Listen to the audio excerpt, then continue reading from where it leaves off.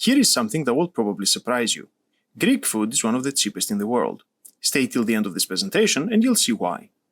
If we haven't met before, my name is Ioannis and I'm the Greek home cook behind the YouTube channel Cooking with Ioannis.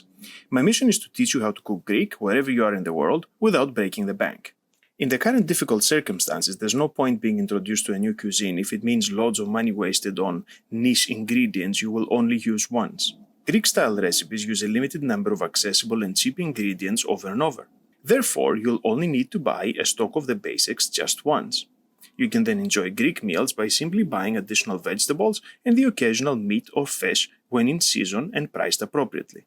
What are these essentials you're going to need then? Stay with me for a breakdown of the very basics. There are 5 main items or categories of similar items that you'll need. You can bulk buy them cheaply and ensure that you have the fundamentals of Greek dishes for a long time after.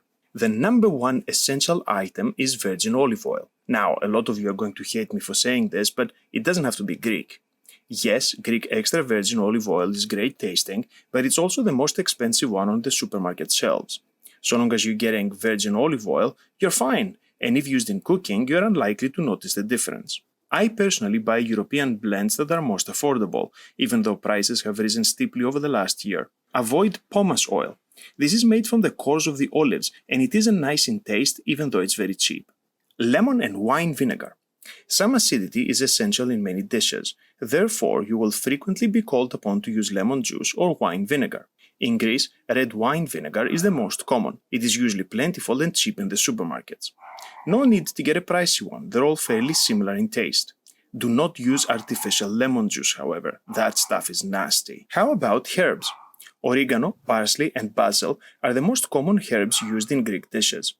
Getting a good stock of each or having some fresh in your herb garden will save you a lot of trouble. The dry versions last forever, so it's safe to get bigger packages so long as you keep them dry and stored away from direct sunlight. Garlic and onion are key to Greek dishes.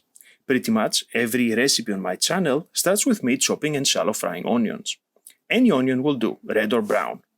Garlic is getting pricier, so you can substitute with garlic paste or granules if you need. Last but not least, feta cheese. Now, hold on to your horses because you're not going to like this. I do not buy Greek feta cheese. I buy Greek-style cheese for a quarter of the price. Disgusted? Feel free to unsubscribe. Just joking.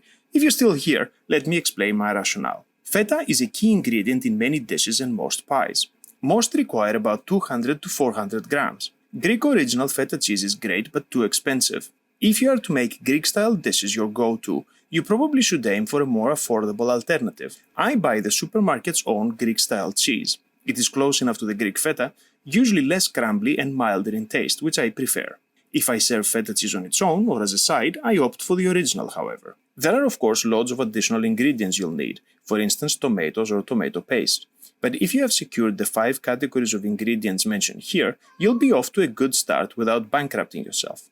For utensils, I recommend some basic pots and pans. You will find some affiliate links to the ones I'm using in the description below. You can also pick some Greek wine, but that will be the subject of a future episode. I hope you found this information useful and you're getting ready to start cooking Greek. Why not start with a dish suggested in your screen right now? Thank you for listening and see you next time.